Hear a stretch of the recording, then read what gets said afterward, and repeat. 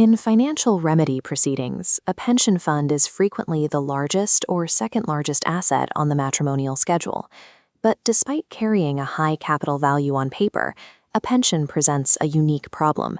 It cannot be liquidated and handed over today like a bank account or equity from the family home. The family court recognizes this distinction. In Martin Dye versus Martin Dye, the court established a guiding principle. Judges must treat saleable property and a future income stream as essentially different financial resources. Because of this difference, family law requires specialized statutory mechanisms to extract value from this specific asset class. To achieve a fair division, practitioners have to look beyond the immediate cash equivalent value. They must utilize statutory tools specifically designed to bridge the gap between a present-day divorce and a future retirement. This timeline illustrates one of those tools, the Pension Attachment Order, governed by Section 24C of the Matrimonial Causes Act 1973. This is a mechanism of deferred realization. Family law practitioners commonly refer to it as earmarking. Rather than moving money today, the court orders the pension scheme trustees to pay a proportion of the benefits directly to the former spouse, but only when a trigger event, like retirement or death, actually occurs.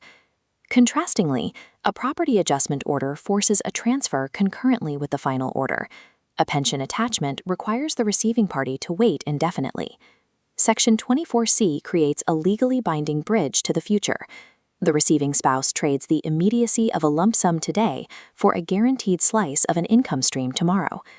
While pension sharing orders are now the more common approach in practice, understanding their mechanical difference from attachment orders is vital for advising clients strategically. This diagram contrasts the two methods. On the top track, a pension sharing order severs the fund into two distinct independent pensions immediately. On the bottom track, an attachment order operates differently. The pension remains a single, undivided fund in the holder's sole name. Because the fund is not severed, the former spouse's future payout remains entirely dependent on the pension holder's choices, most importantly, when they decide to retire and trigger the benefits. If the pension holder delays their retirement, the former spouse must also wait. They retain no independent control over the timeline of the payout. An attachment order is not a transfer of ownership. It is a court-mandated redirection of the pension holder's eventual personal payout. When drafting a consent order for pension attachment, practitioners must be highly specific because there are three distinct streams of benefits they can target. The first stream is pension income. The court can order a specific percentage of the regular, periodic pension income to be paid directly to the former spouse upon the holder's retirement. The second stream is the tax-free lump sum or commutation. Upon retirement, a pension holder typically has the option to commute a maximum of 25% of their pension into a tax-free lump sum. An attachment order can earmark a percentage of this specific commuted lump sum to be paid directly to the former spouse. The third and often most critical stream covers death-in-service benefits. If the pension holder dies before retirement, their scheme may pay out a substantial life assurance benefit. An attachment order can secure a proportion of this benefit for the surviving former spouse. A comprehensive Section 24C strategy requires analyzing which of these three streams, or which combination, best secures the client's long-term needs. Failing to specify the correct stream could leave vital capital unprotected. Pension attachment inherently violates a primary statutory objective, the clean break principle, under Section 25A of the Matrimonial Causes Act.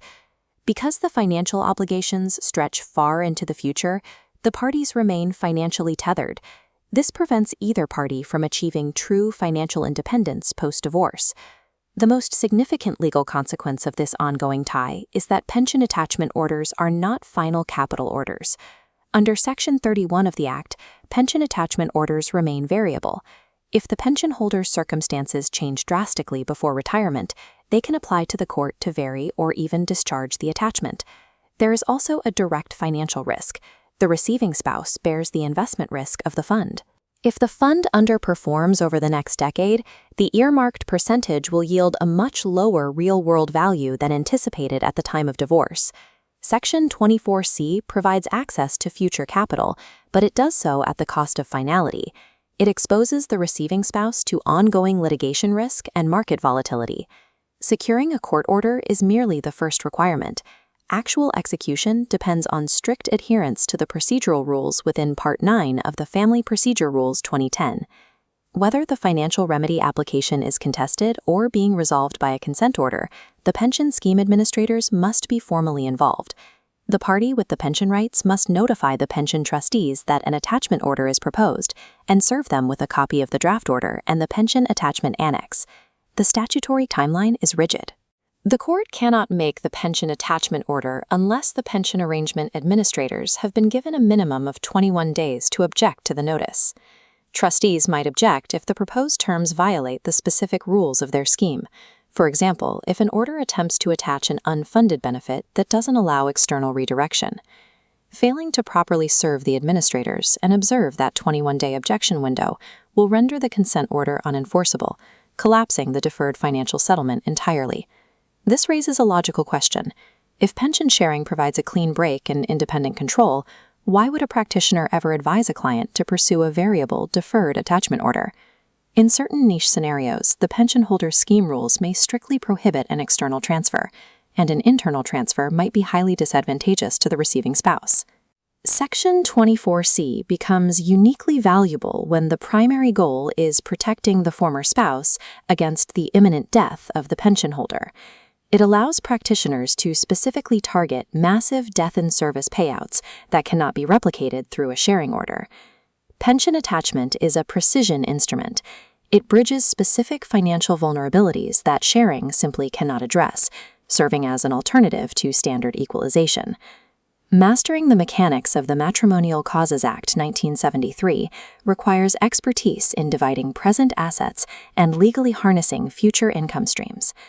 By earmarking income, lump sums, or death benefits, a practitioner can secure long-term provision for a client despite the absence of immediate liquidity.